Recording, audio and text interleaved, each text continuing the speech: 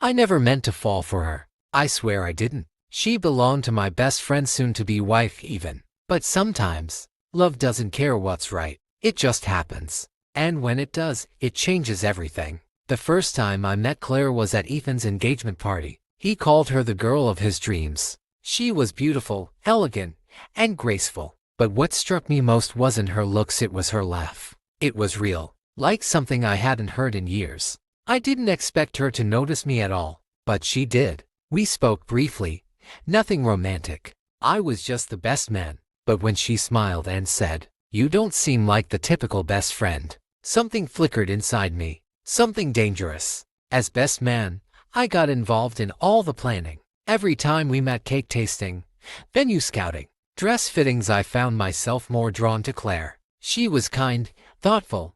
She noticed things no one else did, like how I fidgeted with my watch when I was anxious, or how I avoided love songs. "You've been hurt, haven't you?" she asked once, quietly. I nodded, but I never explained. I couldn't, not to her. I told myself it was admiration, respect, that I was proud of Ethan for finding a woman like her. But that was a lie. It was a week before the wedding.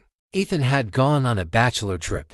Claire and I were setting up decorations late into the evening. It started raining. We ran under a shed, soaked and laughing like kids. And then it happened. She looked at me and whispered, "Why does it feel so easy with you?" I didn't know what to say. My heart was thundering in my chest. I should have walked away. Instead, I said, "Because maybe it was never supposed to be this hard." She leaned in. I almost kissed her, but I stopped, because she still had a ring on her finger. The next day, she called me. "I can't marry him," she said, voice shaking. "Claire, don't do this because of last night." "I'm not," she said. I was lying to myself for months. I kept telling myself Ethan was the safe choice, the right man.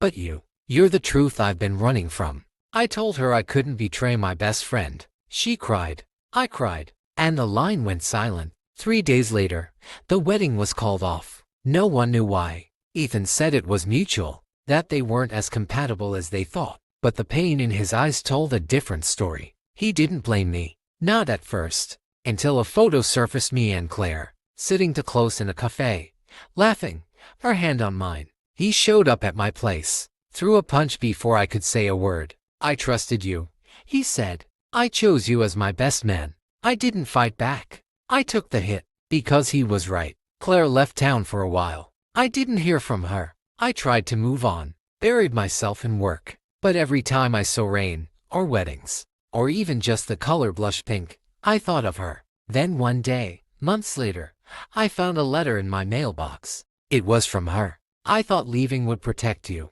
but I was wrong. I love you. I've loved you in silence, in shame, and in secret. If you're still waiting, I'm finally ready to be yours." I found her in a little bookstore in the city. She looked up, startled at first, then smiled. I didn't say a word, just walked up to her, took her hand, and kissed her like I should have months ago. People judged us. Whispers followed. Ethan never spoke to me again. But Claire, she became my home. And even though our love started in the most complicated way, it was real. Not stolen, not borrowed, just real. Because sometimes, love doesn't follow the rules. It just finds a way.